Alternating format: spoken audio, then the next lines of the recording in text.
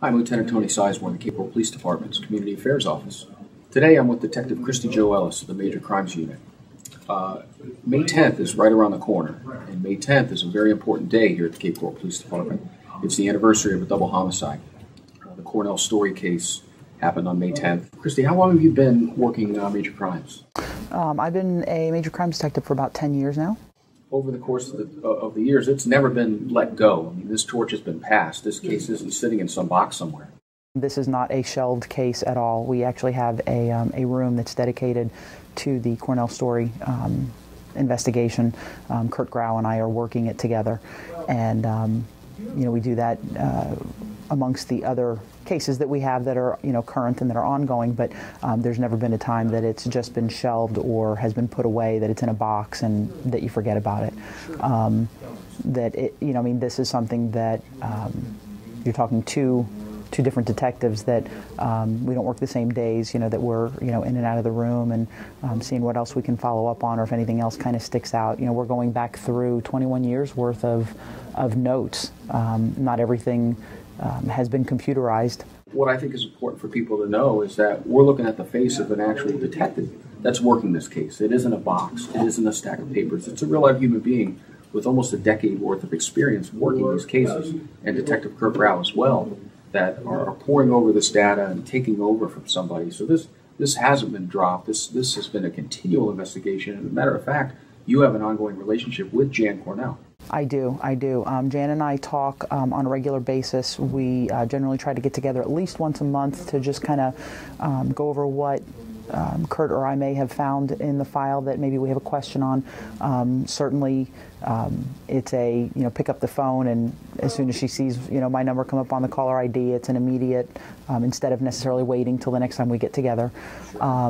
And it's good if she Jan relationship. It is, and whenever she has a question or if something comes up that all of a sudden she'll go, ooh, hey, do you know about this? Or I was just thinking about, it's an immediate contact back and forth.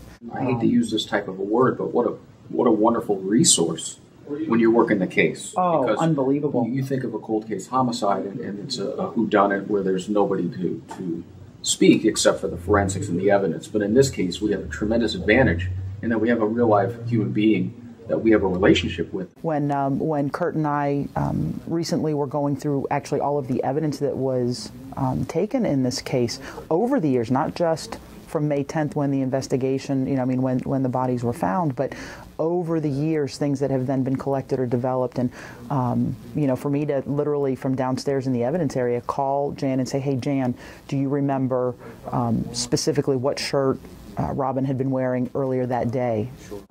That tells me, and would tell somebody watching today, that it is a live case, and it is very solvable at this point.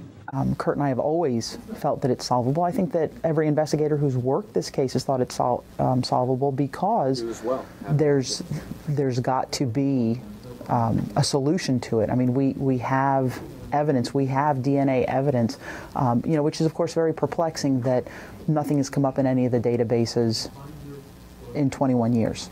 Let's talk about DNA really quick before we get into May 10th, 1990. Okay. DNA, we have a DNA profile, meaning we collected a substance or some type of material at that scene, and we have somebody's genetic fingerprint. We have their DNA profile. Yes. And different states across the country have different rules, whereas some states, all prison inmates will have their DNA collected and put into a database. In other states, it's emerging, and in yet other states, they have to meet certain criteria for crimes. Correct. And others, they may have been in prison before these laws were enacted, and there's different court rulings that would dissuade them or encourage them from going and getting back collected DNA. So there's a lot of different dynamics involved in that. And when you come into this database, this giant pot of DNA, if you will, that's an ever-evolving thing. And every single day, our DNA profile goes into that pot to see if there's a match. And every day there's different people coming into that pot. Is that kind of what you described? Yes, that is correct. Yes. Okay, so that's one of the most active parts of this case. Sure it is. Okay. Sure it is. And that's what's so perplexing. Now, you had mentioned that different states have different rules and that that there are different criteria in order to even be put into the database, whether there have been arrests for misdemeanors or felonies and whatnot. The other thing, too, that we have to remember is that if this suspect has died within the last 21 years. Kind of an insider tip. We've always had that as a bit of a fear in the back of our head that this may have happened. Now, however, and this is something that I'd like to kind of put out there to our viewers or anybody that is able to watch this and maybe has some info on it, is that even if maybe they have some information that the person who committed this horrendous crime has died, naturally, not naturally, whatever, there are still ways that we can get DNA, not necessarily from exhuming a body, but from other family members. A survivor of the family, right? Correct. It's different. Without getting too scientific, there's ways to get it from male living relatives and female living relatives and have a comparison that way. That's correct. Okay. That's correct. So I mean that's something, as far as the case is concerned, that would certainly put the name to the DNA profile to our bad guy, and even if that person has died, it would still be some closure for the case, closure for Jan. Speaking of the fact that if this particular suspect may have died, and some people might think, what's the use, what's the bother? I think there's a lady here in Cape Coral that it matters to. Oh, and not just Jan. You know, Robin has an older sister.